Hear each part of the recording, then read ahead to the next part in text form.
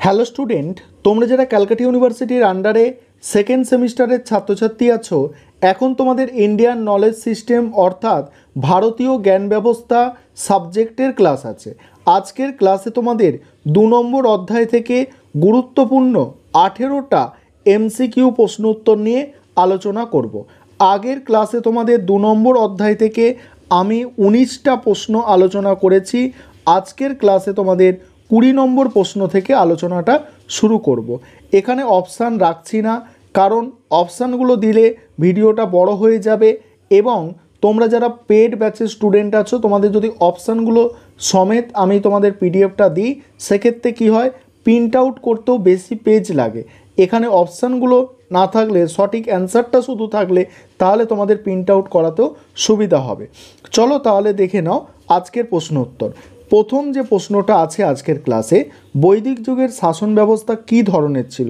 Answer হবে রাজতন্ত্র।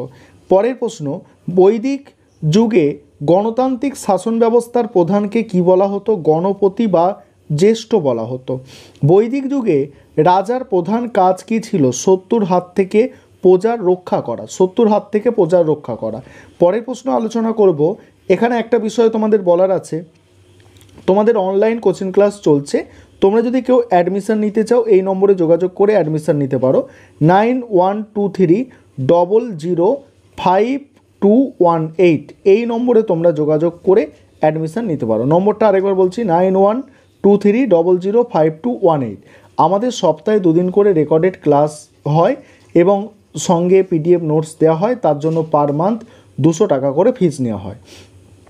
তারপরে দেখো পরের প্রশ্ন যেটা আছে, বৈদিক যুগের সভা ও সমিতি সংগঠনটি ছিল কি?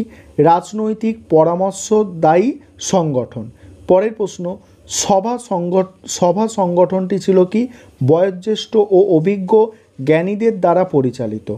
তারপরের প্রশ্ন, মনু সংহিতার বিষয়বস্তু কি? অ্যান্সার হচ্ছে শাসন সংক্রান্ত। তারপরে প্রাচীন ভারতীয় রাজনৈতিক ব্যবস্থার 3টে স্তর, ধর্ম, দান আর হচ্ছে ন্যায়। পরের প্রশ্ন, প্রাচীন ভারতীয় রাজনীতিতে দ্বন্দ্বের তাৎপর্য কি? একটি শাস্তির ধারণা। নেক্সট আছে দেখো, কর ব্যবস্থার কথা কোন ভারতীয় মহাকাব্যে দেখা যায়? রামায়ণ মহাভারতে কর ব্যবস্থার কথা জানা যায়। কর দেওয়া প্রাচীন ভারতীয় ধারণা কি ছিল?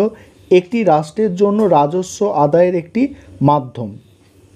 পরের প্রশ্ন, প্রাচীন ভারতীয় অর্থনীতিতে সঞ্চয়ের তাৎপর্য কি? সঞ্চয়ের তাৎপর্য হচ্ছে এটি আর্থিক নিরাপত্তা নিশ্চিত করার একটি উপায়।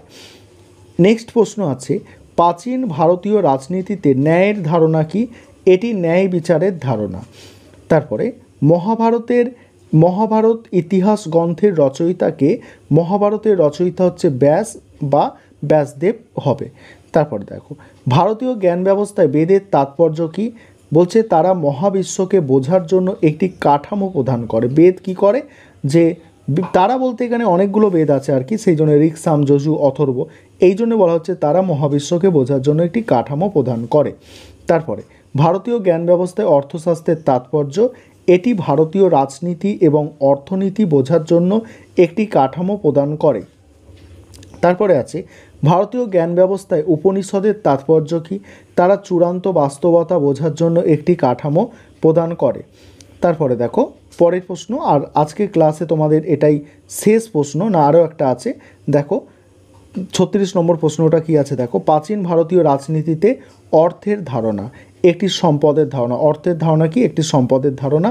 আর শেষ প্রশ্ন 37 নম্বর, মনু সংহিতায় বর্ণিত ব্যবসায়ীদের কত শতাংশ কর দিতে হতো? 20% হচ্ছে কর দিতে হতো।